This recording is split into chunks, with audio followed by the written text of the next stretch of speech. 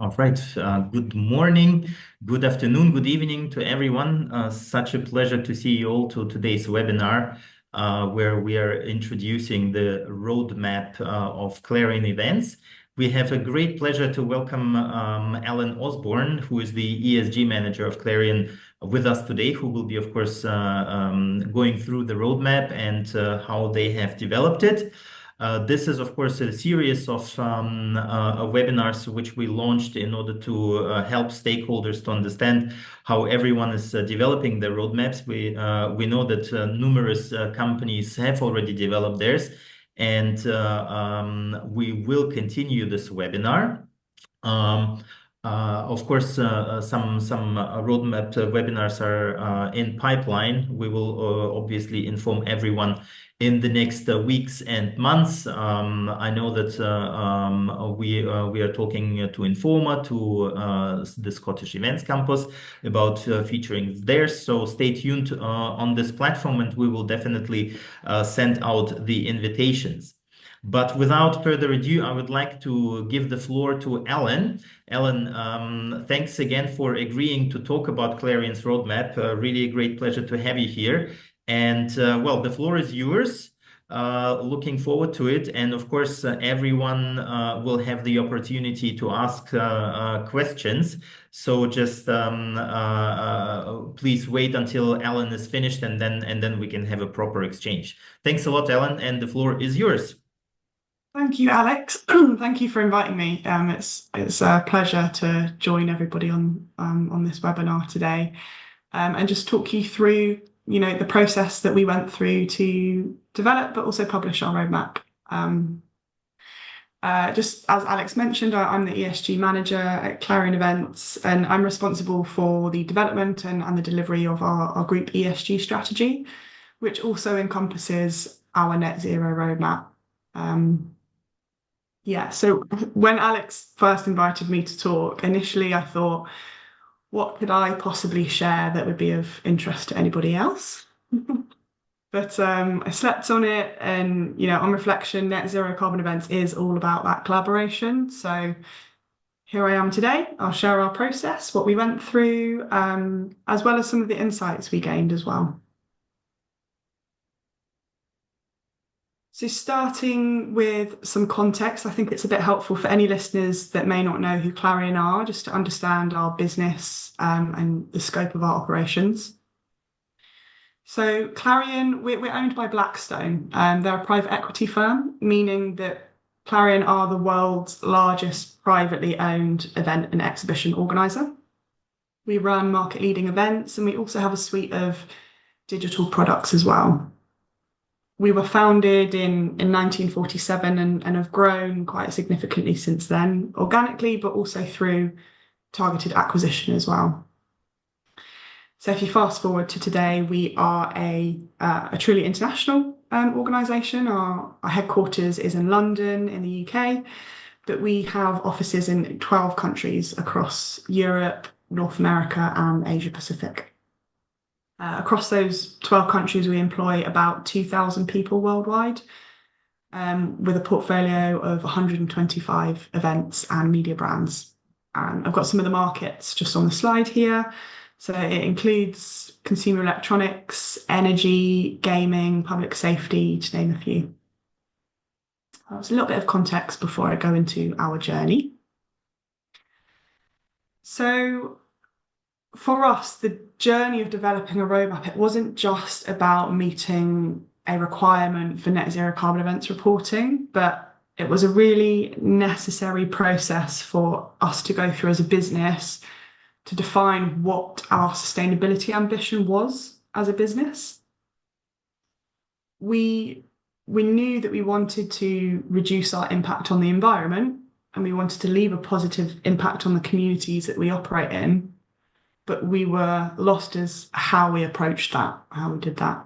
So I've got a timeline here that hopefully details what we did, but it covers the development of our roadmap, but also our broader ESG journey, because these things happened in tandem, and I think it's quite useful context, which may help some of the listeners who haven't yet embarked on developing an ESG or sustainability strategy. So I actually take it way back to before this timeline. So pre-2021, our sustainability efforts were brand led, meaning that different initiatives would pop up across our portfolios, but there was no central strategy or way to measure our overall impact as a group. But we were having increasing demands from all of our stakeholders. We had customers that were demanding action and initiatives at our shows. We had our investors who were expecting increasing amounts of disclosure and transparency from us. And then also our show teams. So, our own staff wanting a really clear direction on where they should be spending their efforts. So it became clear that with that kind of growing demands from our stakeholders, having a group-led approach to sustainability was the only way for us to go to drive real change. So come late 2021, we became a founding signatory of Net Zero Carbon Events. And it was this commitment that kind of set us on the path to formalising what our approach to net zero is. By early 2022, so January, we were lucky enough to have the financial backing to partner with external consultants to help us really kickstart things. And that definitely was a real game changer for us. It really helped accelerate our thinking, but also provide clarity on where we should be focusing. And for anyone on the call, that might be a smaller organisation thinking, but I don't have that financial backing to work with a third party. I don't think it is imperative that you need that to help you get started. I do believe without a big budget, you can have somebody within your organisation leading even part-time. I think they could achieve what we have done without that external support. It's all about where you focus and prioritise. But the key steps for us were benchmarking ourselves, our current impact against our peers and with other markets as well. We conducted a materiality assessment to establish what was most important to us. And then we developed a structured ESG plan from that. So by June 2022, we had been working with these consultants for about 6 months, and we started to formalise our commitment to ESG. And we did that by launching a global ESG committee. And that brought together senior leaders who owned each material topic within our action plan. Part of that ESG action plan was to create a net zero roadmap. So then throughout 2023, we were in kind of hunter-gatherer mode. We were, really gathering all the data we could. We were engaging with stakeholders. And through that, we identified our 5 key focus areas. By middle of the year, our roadmap was starting to take shape, and that's actually when my role was created as the ESG manager, to bring it all together, to translate the different parts of information that we had into something that was really meaningful for our teams. From November 2023, our roadmap had been reviewed and signed off by our ESG board. So our ESG board is the board that our global ESG committee reports into. And that board includes our group CEO, our CFO, CIO, and executive chairman as well. And a month later, in December, we published it publicly. So it's on our website, and that was a huge milestone for us because prior to that, we really hadn't published anything externally. Now, what you can't see on this timeline is what's happened next. So I will talk about that in a little bit more detail because I think that's where the real work and the real fun begins. We are moving from that commitment to action, embedding net zero into our operations, collecting more detailed event level data, and I feel like I should say we're doing this with a team of two. It's a very small and focused team. So hopefully this timeline presents, how we got here. But yeah, what happened next? Because delivering on it is where the real work happens. I'll talk about that in a future slide. So before we could set a meaningful roadmap, we first needed to understand our emissions profile, so where our biggest impacts were and where we should be focusing our efforts. And for every event organizer on this call, this breakdown by scopes is going to look very similar. It's not going to be a surprise. Whether you're running one conference or hundreds, your greenhouse gas inventory will look very similar, with scope 3 dominating like it does in ours at 90%. To get this high level picture, we took a two-step approach, I suppose. We calculated scope 1, 2, and certain scope 3 categories where we had activity data, like our business travel. We calculated those internally. And then for all other remaining scope 3 categories, we worked with a consultant and we used the spend-based calculation for those elements. Using that mix of activity and spend was a really good approach for us. That spend-based approach is a great launch pad if you're starting. It's very established, widely used methods to kind of get an idea of your emissions profile. And it's comprehensive and it's quick. So just to break down the scopes into a little bit more detail, for Clarion, our scope 1 is those direct emissions from gas consumption at our offices and warehouses, but also the fuel used at our events as well, so fuel in forklifts or generators. Our scope 2, which is the purchased electricity, heat and steam, again at our offices and our warehouses.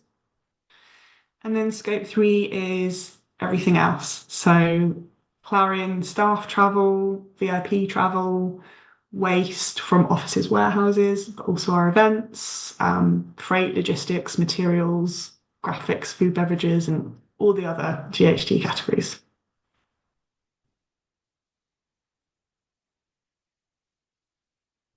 Since scope 3 makes up the largest majority of our footprint, it was crucial to break that down into more meaningful categories.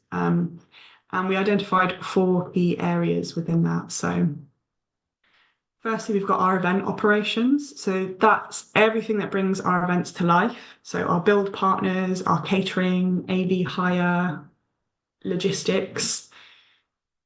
Then we've got business travel of Clarion employees. So the flights, trains, and hotel stays of all of our staff. We've then got our venues, so the exhibition halls, conference centres, and hotels that we use for our shows, along with any energy, water, and waste associated with them. We've then got purchased goods and services, so that would be everything else we procure as a business. So from office renovations to IT equipment, that sort of stuff. Yeah, so we were now at a point where we had a good idea of scope 1, 2, and 3, and we'd used those spend-based calculations as a starting point, and that is hugely beneficial, not just because you can quantify emissions, but it really helped us create an internal narrative around sustainability. So what I think I maybe had underestimated is being able to use this information to then educate internal teams on, this is our biggest area of impact. And it gave everybody a real shared understanding of what drives our footprint. And that then led on to, bringing everybody on that journey with us from leadership to event teams. You could say, here's a really clear high level picture where all of our emissions are coming from. And through this, that established that common approach, it's not just an isolated initiative, but it affects every area of the business.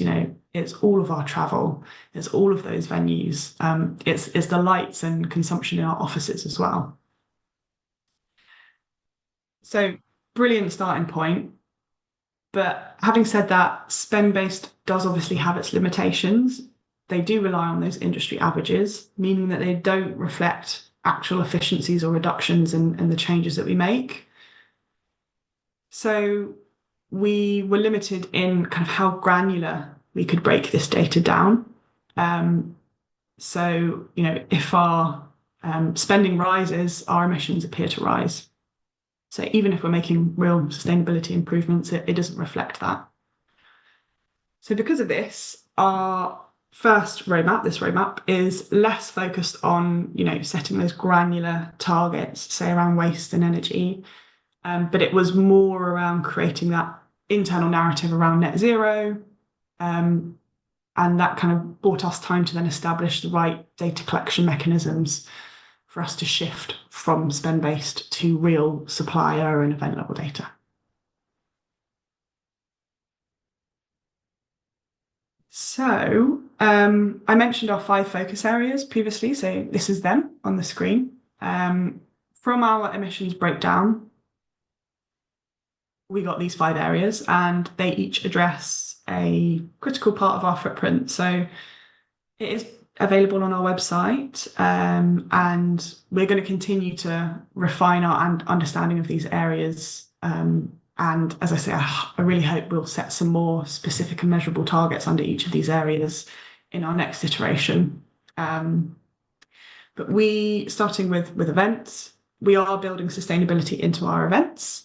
We've really got to rethink how we design and deliver our events, and that is through that word collaboration with our venues and our delivery partners. So tackling emissions from each avenue. Also embedding sustainability into our supply chain. So we have started to integrate sustainability considerations into our procurement processes. So we've got a supply charter, we've got a procurement policy in place, and we've begun actively partnering with suppliers who also share net zero goals and strategies, those who are also signatories of net zero carbon events, and those that are willing to work together towards net zero. And so far, this has been really successful. The first example of this was partnering with our new preferred logistics provider, and more and more examples of this are happening across the business.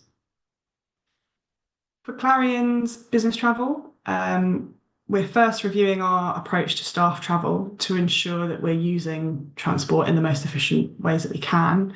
And then where travel is required, we are committed to offsetting our travel emissions where we cannot avoid, reduce or replace, so in line with the kind of offsetting hierarchy.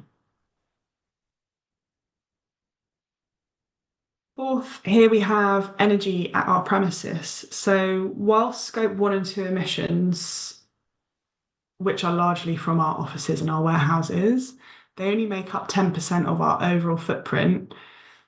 We did believe that it was important that we decarbonise across the entire business and all scopes. Because including this within our roadmap, it meant all those teams that weren't directly involved in our shows still can see that link and the meaningful role between their role as a Clarion employee and how they can kind of influence our journey to net zero. And then lastly, again, collaboration. So we know we can't reach net zero alone. So we do need to work with our venues, exhibitors, suppliers, other organisers. So we're very actively engaged in industry-wide initiatives such as Better Stands, Travel Consolidator Research, associations like UFI, SASIOS, the AEO working groups. That's where we are currently, and I do see in future years that collaboration looking beyond events, so to work with other sectors like aviation and shipping, food production, and the likes. So this roadmap and these focus areas are a starting point. It's given us that structure to reduce our emissions while continuing to improve our data and refine our strategy. Given we published our roadmap in December 2023, I thought it might be helpful to share a bit about what we've experienced since publication. Um, as I've alluded to throughout, the roadmap was very much a turning point. It made those commitments real and it gave us ownership, it gave us accountability, it gave us, we were being more transparent and it set that direction for us. And my biggest take home was definitely how it sparked deeper conversations across the business, particularly with our staff. Delivering on net zero, it's not just about having those policies in place, it's about everybody within the business taking action in their day-to-day roles and having that real life strategy and roadmap publicly available. It meant that staff could refer to it, momentum built. And when we launched our roadmap, we also made a call for sustainability champions across the business as well. So we've now got 20 something champions that have an interest in sustainability, saw the roadmap and thought, yeah, that's something I really want to support on.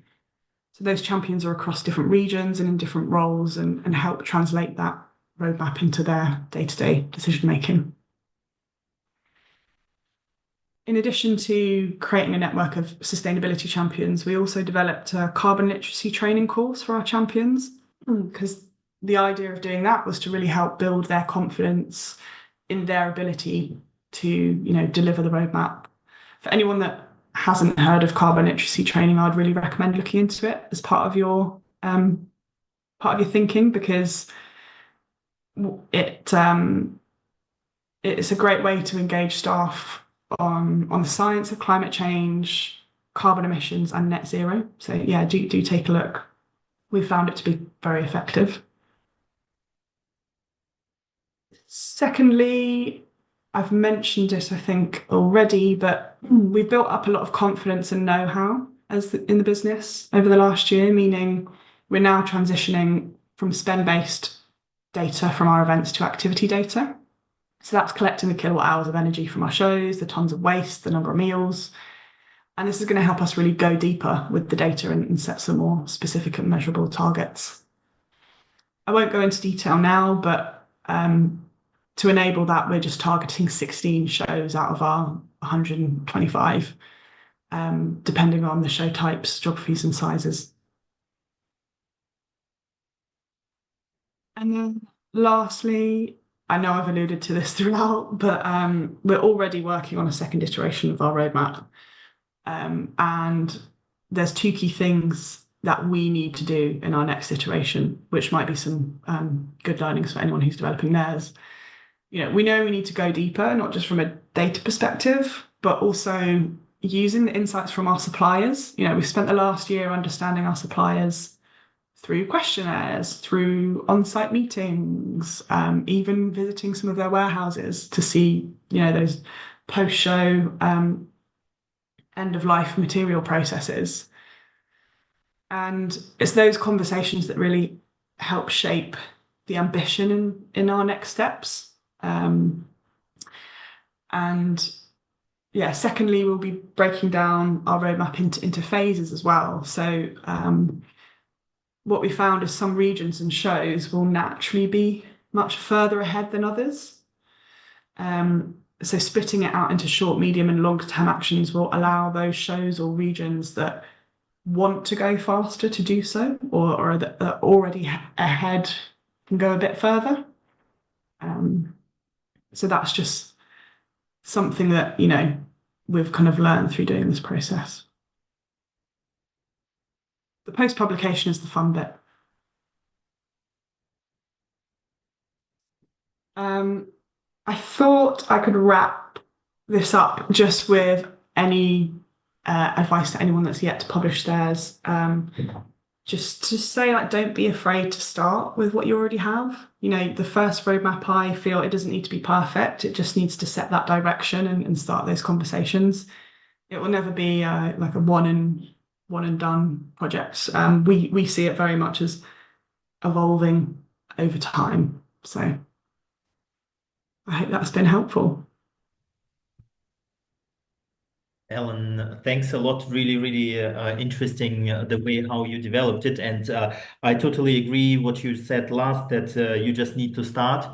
And to be honest, I am talking out of our own experience. We on Jamie Clevel dealt with our roadmap as well. And I'm also very happy to hear you that you say that it's possible also without involving of consultants if you don't have a big budget. I totally agree. For us, it was possible, and the roadmap, which was published by the Net Zero Carbon Events Initiative, was extremely helpful for us. It really gave a great guidance on how we can actually structure our own roadmap. So that was really an amazing opportunity for us also to understand how we can tackle the net zero also for our own association. So all of this to say, thanks a lot, Alan. And I do have already a couple of questions here in the chat. I suggest that we tackle these first, if you don't mind. But Ben has also one. So Ben, maybe you want to start. If it's always better if it's like live. I don't have to put it with my accent then, Alex. Ellen, that was really interesting to see it. The bit that really caught my attention actually was where you were talking about the importance of carbon literacy training. So we've debated this for ages because I love the idea of teaching our people to be more literate in climate change. But we get so little comms bandwidth from our comms team. Like we can either push carbon literacy training or we can push information about how to make your event more sustainable. Could you say a little bit more about why that was so good for you guys and how you persuaded comms to let you do it? Yeah, so I guess in Clarion maybe we have a slightly different setup. There was no need for us to deal with comms team.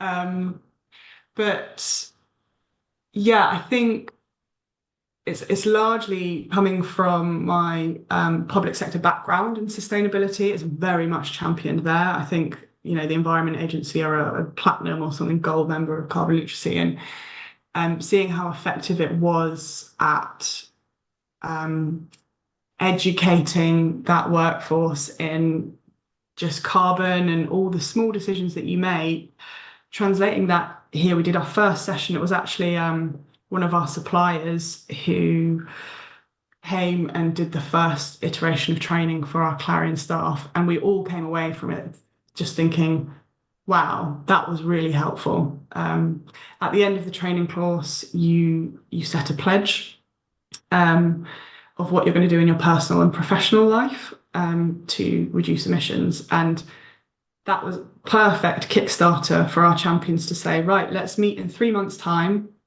and report back on how we've done on those pledges. And it's just brilliant to see from different areas of the organisation, procurement, operations, what their experience and challenges was. So yeah, I think that one session was enough to warrant rolling it out further. So did it make it easy then to drive the sustainability strategy because they understood where you were coming from? Yeah, Okay. absolutely. It was kind of demystified the neutrality versus net zero, the can we just offset everything, bringing it back down to the science, and yeah, the um, making it's that literacy, isn't it? Understanding and being able to talk about it with customers and your teams. That's great. Thank you. Thanks, Ben. Thanks, Ellen. Barbara, you had a question. I see. Do you want to ask it live as well? I mean, then we jump from the British accent to the German one. Excuse me. Hi, morning, everyone. Thank you, Ellen, for these insights. Very interesting. I have one. Well, I put two questions into the chat. Perhaps I start with the first one. Do you include exhibitor and attendee travel into your scope 3 emissions? Because this is a big discussion everywhere. Because of course the travel of our clients. I mean, the airlines, the company who sends them, it's the airline, the airport, the hotel, the restaurants, everything they use. We should cut that in little pieces and share, because the emissions are only, I mean, they are emitted once only. But in the meantime, our industry had agreed to be accountable for those While, for example, we talk in Brussels, where I'm representing our industry to the European institutions, the hotel industry, for example, thinks they have nothing to do with the travel of their clients. So they just exclude that. So yeah, well, as in net zero, if I'm not totally mistaken, we should be taking that into account. Do you do that somewhere? Because I missed that on your chart, I think. Yeah, so the reason you missed it is because we don't count exhibitors and attendee travel as part of our kind of annual Scope 3 reporting.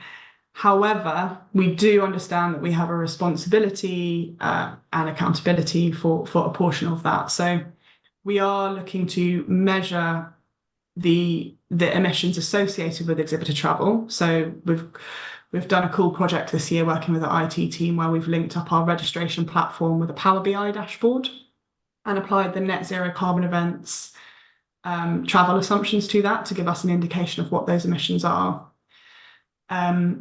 What I would also like to do is integrate a question within our post-show surveys to understand if those businesses are already offsetting their travel. Because from what I understand, that is actually happening for a large proportion of our attendees. So, like I say, we don't account for it as part of our Scope 3 at the minute, but we do measure it. And we are looking to understand more around whether those emissions are already being offset. Yeah. Did you have another question as well? Yeah, thank you. That's interesting because, of course, we don't want to offset twice or three times the same emissions. My other question was, how do you deal with different legislation or regulations or measurement requirements or reporting requirements in different regions, geographical regions in the world where you have your events? This is quite complex, and normally you should follow probably the ones where you have place. And how do you consolidate all this into your annual measuring and reporting where your headquarters are? That's very complex, I assume. Yes. Well, actually, I'm seeing it as more straightforward at the minute. I suppose we are headquartered in London and we've got our HQ here. And we are privately equity backed, so it does mean that some of our reporting requirements are slightly different for, say, a publicly listed company. But yeah, we do horizon scanning, of course, of all the legislations changing. ESG is just, I think, evolving day to day. I get a new update from the IFRS about legislation requirements. So a lot of horizon scanning and trying to keep the data that we and the processes in which we collect our data consistent across the business to ensure that, like you say, it's standardized globally. Yeah. All right. Barbara, does it answer your question? Halfway, yes. I mean, I understand your requirements, but well, probably it's because most of the regions are less restrictive than Europe, perhaps.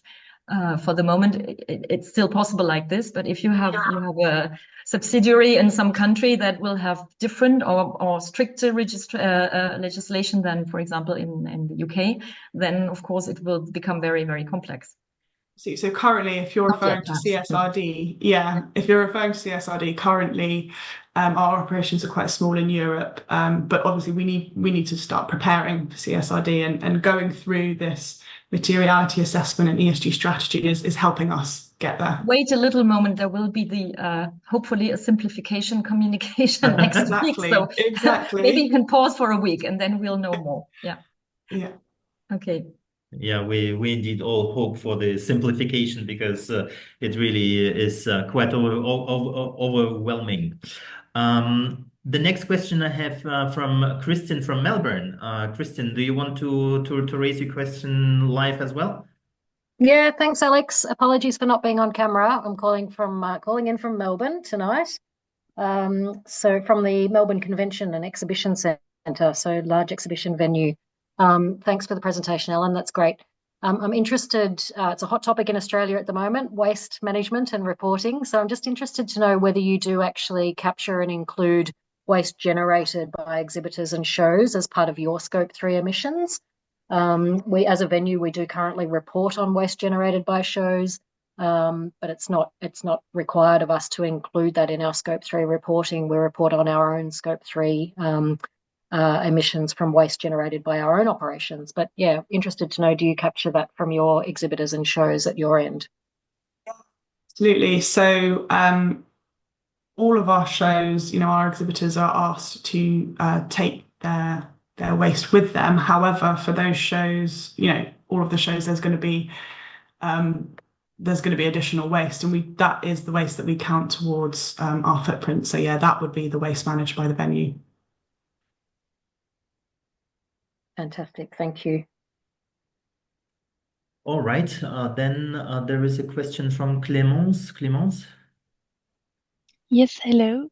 I'm from Comexposium, France, and I was wondering if you include your exhibitors' equipments in your carbon footprint, because they are bring a lot of things to construct their booth, for example, and I didn't see it in your JG assessment. Yes, thanks, Clements. Yeah, good question. So again, quite similar to the travel piece, we don't currently include exhibitors, booths, and equipment in our footprint. But we are looking at how we can capture that data. So we're involved in a program at the minute called Better Stands, which looks at the transition, or encourages the transition from single-use booths to reusable booths. And as part of that program, we're capturing more information around the types of booths that our exhibitors are bringing to our shows. And with that, we then hope to be able to assign a footprint to that. So again, we don't have that information, and we're not including it in our footprint at this current moment, but that may change in future. Okay, thank you. And do you count the equipped booth that are on your shows? Yes. So anything that is built by us, built by Clarion, we would include in our footprint. Okay, thank you. Thanks. I think this is quite an important initiative, Better Stance, and there is a lot of positivity coming from it. So, Ben, thanks a lot for all your work which you have done there, leading that. Team effort, Alex. It's a team effort. So yeah. Absolutely. I have Cian Richards from Olympia. It's just a it's not a question, just a comment that there is a specific in-person carbon literacy course in the UK, which was developed by AEV. Cian, you want to mention anything in here specifically? Yes, I can do. Again, apologies for no camera. I've got No worries. issues with my Wi-Fi this morning. Can you hear me okay? Sure, yeah. Yeah, so I mean, this isn't the only course, but a few UK venues have funded the development of a carbon literacy training course, which brings in event-specific issues, and that was just launched last week. So that's one option for industry professionals wanting to be carbon literate. David Humphreys from Green Circle has also mentioned that they run a training course which is also accredited by the Carbon Literacy Project. And having done the course last week, and actually done David's course as well, I thoroughly recommend it. Definitely echo everything that Ellen has just said. All right, thanks. Then there is a question by Claudia Leone. Claudia. Yeah, hi. Hi. Ellen, thanks a lot for your presentation. Thanks very much. My question is similar to the other one, but I would like to go a little deeper. I would like to understand if Clarion, as a very big event organizer, cooperate with freight forwarders, the official freight forwarders of each venue, in order to understand the impact of the freight of exhibits and the stand building material to the complex of the emissions of CO2. Yes, thanks, Claudia. Good question. We are finding data around logistics and freight forwarding very difficult to obtain, and I'm sure many others at the minute are as well. So yes, we do account for like the freight and logistics of our preferred contractors. But yeah, we are struggling to get data beyond that value chain at the minute. So something for us to work on, definitely, big challenge. Yeah, I asked this question because we work as freight forwarder and we are trying to understand how to cooperate in a better way with venues and organizers. As it's not a simple point. So we are trying to understand how to involve and improve this cooperation between these players. Yeah. Thank you. Thanks, Claudia. Morgan, you had a question as well? Yeah, thank you, Hélène, for this presentation. Good morning, everyone. I'm Morgan Lavielle. I'm the CSR director of Comexposium. Actually, I had the same questions that have been asked before regarding the exhibitors and the visitors. Just to share an experience, at Comexposium, we are trying to measure this. And so we realized that finally it's around 50 to 70% of our events footprint. So this is very huge. And I would like to know what is the method you follow to measure the footprint? Because for us, because of the CSRD, we have to follow the GHG protocol method. And it seems, I'm not a specialist of carbon, but it seems that this method, when you follow this one, you have to include the footprint emissions for your visitors and exhibitors. So we don't have the same result at all. Yeah, I would like to know if you follow a specific method. Yeah, sure. Thanks, Morgan. So we do follow the greenhouse gas protocol method, so the corporate accounting standards, and we use the operational control approach. So that means anything that Clarion own, control, you can kind of think of it as anything that we pay for as a business is included within our operational control. So in that instance, we are not currently including those footprints linked with our exhibitors and those participants, hence the travel to our shows and the booths.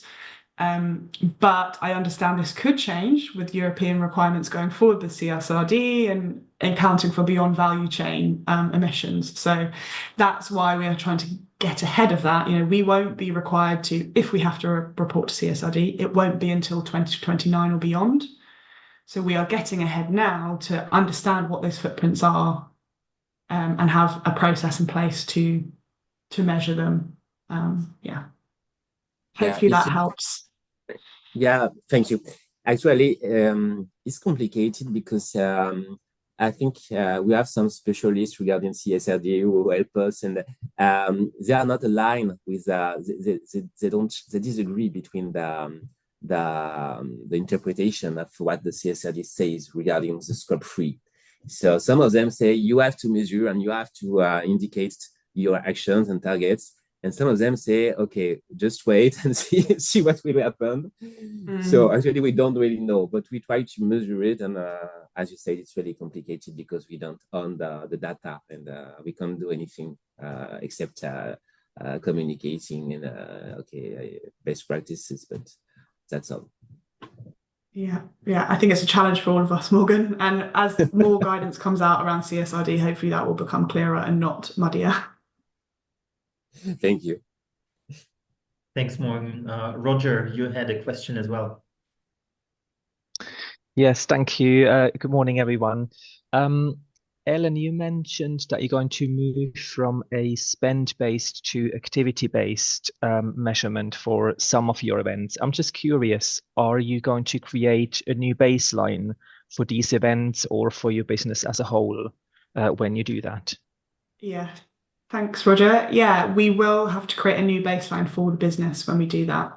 So the idea of us collecting data from 16 of our shows is that within that sample set, we have different show types and sizes and different geographies. So we can extrapolate it out for our whole portfolio based on square meterage or number of attendees. So with that, we should have a full footprint of activity data for all of our shows. And with that, we would need to baseline. From our calculations that we've done so far, it looks like our emissions overall will be higher than what we've calculated using spend-based. But yeah, that new baseline will be imperative to that.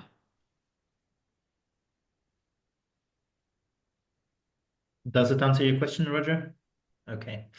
Okay, then I have David Humphreys with a comment. David, do you want to say something? Morning, yeah, thanks, guys. And this is, yeah, like I say, it's more of a comment really, but just backing up what Sian mentioned there. We've been delivering training as through the ESSA network and membership. But I think that whole point of increasing carbon awareness and training to promote engagement across the whole supply chain, the whole network of the event sector is really important. I was just thinking now, I imagine there's quite a few organisers on the call today.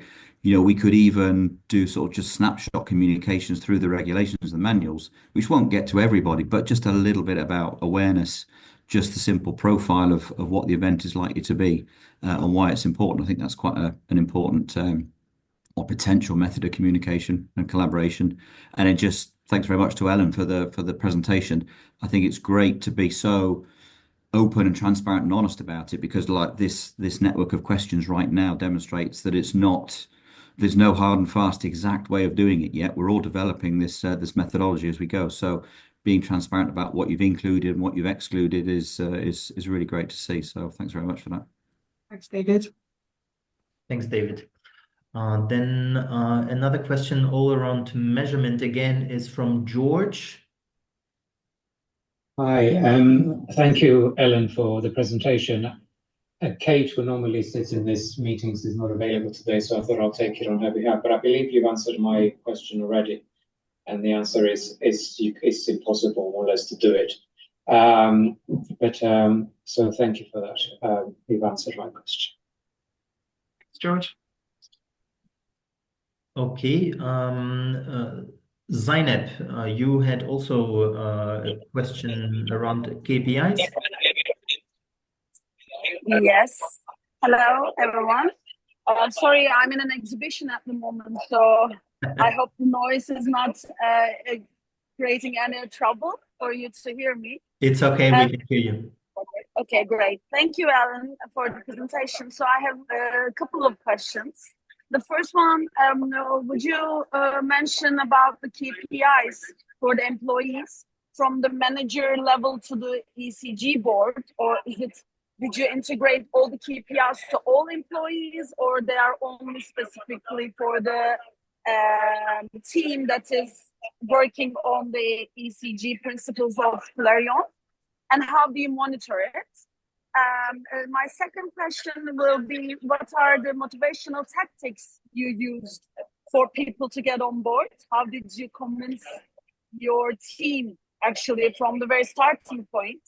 I was wondering, who brought this idea to engage ECG principles for Clarion? Was it a strategic move coming from the C-level management, or was it employee kind of guerrilla movement that we have to be a net zero event company? And last but not least, can you give us maybe a sample of a calculation of your return of investment? What was your kickoff investment? If you can't give us a number, maybe you can talk about some percentages of your growth. Okay, yeah, let's break that down. So, firstly, around KPIs from employees to managers to the ESG board. At the minute, the KPIs sit within our ESG board in terms of remuneration. So it's a financial link in there, and that's around our milestones for our strategy that we have in place. Then at the global ESG committee level, our KPIs are very much rooted in our action plan. So the actions that we've set out to achieve over the next 12 months, they're assigned to each senior leader within that action plan, and we have a metric associated with that action. So rather than it being in their development plan, it's more a case of delivering on this action plan. And we are yet to go that one layer deeper into having all employees have some kind of ESG linked KPI in their performance plan, but we are getting there. So we've done a whole load of transformation in the last 12 months around our employee development program. And we've included the likes of DE&I in those KPIs and performance reviews and appraisals. And I see very shortly we will have kind of standardized KPIs for sustainability as well. Our champions have started doing it. So those who have been involved in some of the carbon literacy training have, off the back of that, said, oh, for my team, I'm going to implement a KPI within their appraisal. So, I mean, that showed how effective that training has been. So it's slightly different at different levels of the organization at the minute. How do we monitor it?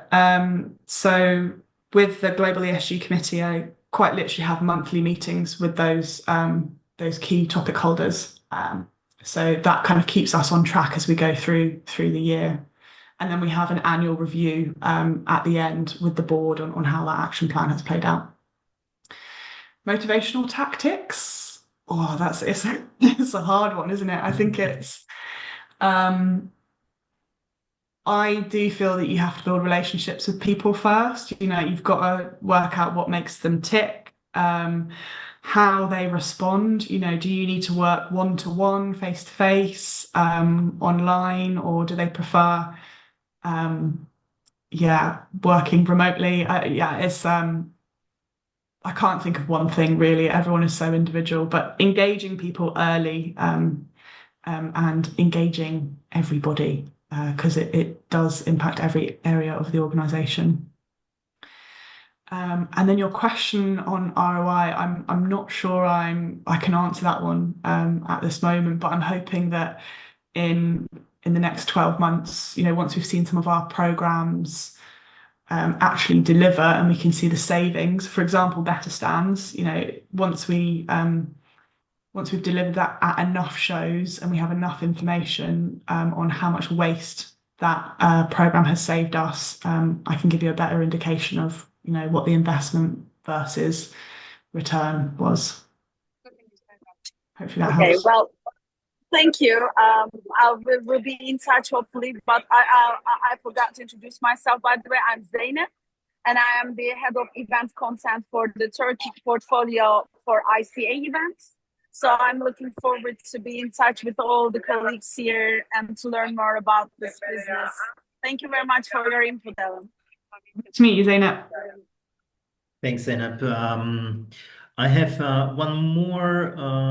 It's a here discussion, Ben, regarding the logistics data, which is of course you mentioned that it's hardest data to obtain. Do you want to mention anything in specifically the conversation between you and Claudia? No, I was mainly just sort of backing up what the conversation had, that if we think about the largest footprint of an event, it's really the logistics and the use of materials in the booths, which fall within science-based targets. And then it's the attendee travel and hotels that seem to fall outside of most people's science-based targets. And the booths are visible. You can see them, you can measure them, you can see what's going on.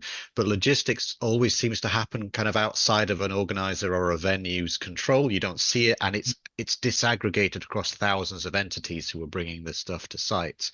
So we have a really hard time getting an accurate logistics footprint, and it's currently the largest number in our science-based targets. And it's the one that gives us the most worry, because in our developing net zero plan, which I hope to share with you over the summer, we're very reliant on just the logistics sector decarbonizing or reducing how much comes to sites. And the only way of doing that seems to be making booths lighter and packing them down smaller. So it's tricky. So I was more confirmed, but I do like Cheyenne, sorry. Your suggestion from Olympia, that the voyage control system could do that. So I might just poke around and see if any of the venues we use do use that. I know we do use Olympia occasionally. So that's it. Thanks, Ben. And Claudia mentioned, of course, the IELA. We, as a matter of fact, I think it's today the working group is meeting under the Net Zero Carbon Events umbrella. So looking forward to the conversations there and how we can, of course, help the business events industry in that perspective. 1 minute left. One last question, or everything is clear? Well, I suppose if anybody does have any questions that they want to take offline, I'm very happy to have, to take those questions. Just contact me directly. Perfect. Well, Ellen, I think on behalf of everyone here in the group, thanks so much for the presentation. Really good discussion afterwards, and we really hope that also the next webinars will be met with some interest. So definitely stay tuned for the next webinars, and it's not going to be only focusing on roadmaps, but also on different other aspects such as food and food waste and so on. So looking forward. And if you would like to introduce your own roadmap, of course, do contact me, and I'll be happy to liaise and to see how we can do that. So thanks a lot. Thanks, Alan, again, and wishing you a great rest of the week. Thanks, everybody. Thanks for all the questions. Bye-bye. Take care.